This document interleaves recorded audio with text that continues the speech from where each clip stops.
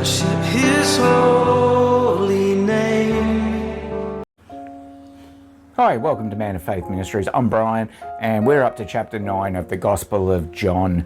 We've been through the other three Gospels in the beginning of the New Testament in our New Testament reading from Matthew right through to Revelation. So please join us for this one. If you want to see the others, the link is in description. So let's get on with it. Chapter 9 of John, healing the man born blind. As he passed by, he saw a man blind from birth, and his disciples asked him, "Rabbi, who sinned, this man or his parents, that he would be born blind?" Jesus answered, "It was neither that this man sinned nor his parents, but it was so that the works of God might be displayed in him. We must work the works of him who sent me, as long as it is day, night is coming when no one can work. While I am in the world, I am the light of the world." He said this, he spat on the ground and made clay of the spittle, and applied the clay to his eyes, and said to him, "Go, wash in the pool of Siloam," which is translated sent. So he went away and washed, and came back seeing. Therefore the neighbours and those who previously saw him as a beggar were saying, "Is not this the one who used to sit and beg?" Others were saying, "This is he." Still others were saying, "No, but he is like him."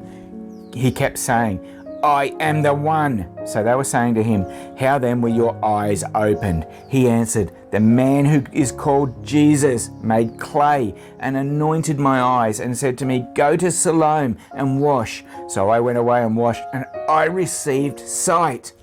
They said to him, "Where is he?" He said, "I do not know." Verse 13, controversy over the man. They brought to the Pharisees the man who was formerly blind. Now it was a Sabbath on the day when Jesus made the clay and opened his eyes. Then the Pharisees also were asking him again how he received his sight. And he said to them, "He applied clay to my eyes, and I washed, and I see." Therefore some of the Pharisees were saying, "This man is not from God, but because he does not keep the Sabbath." But others were saying, "How can a man who is a sinner perform such signs?" And there was a division among them.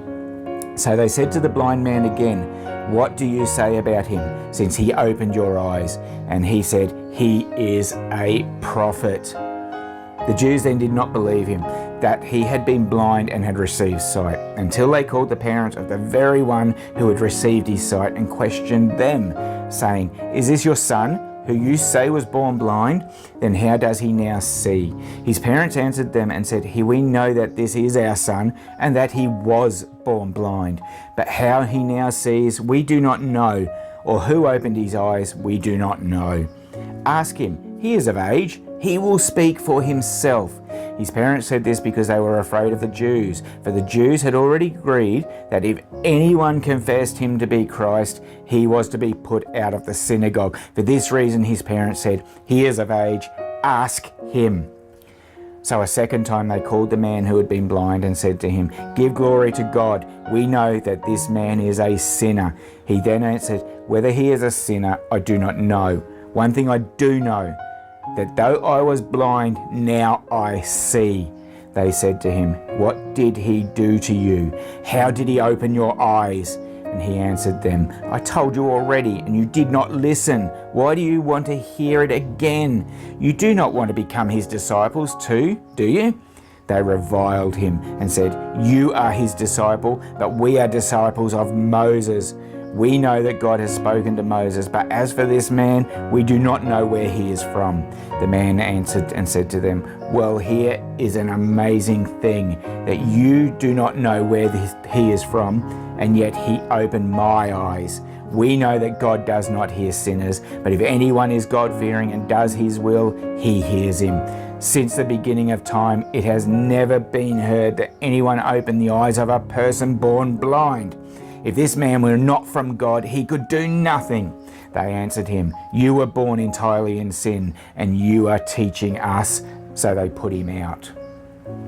Verse 35, Jesus affirms his deity. Jesus heard that they had put him out, and finding him, he said, "Do you believe in the Son of Man?" He answered, "Who is he, Lord, that I may believe in him?" Jesus said to him, "You have both seen him, and he is the one who is talking with you." And he said, "Lord, I believe." and he worshipped this world, so that those who do not see may see, and that those who see may become blind.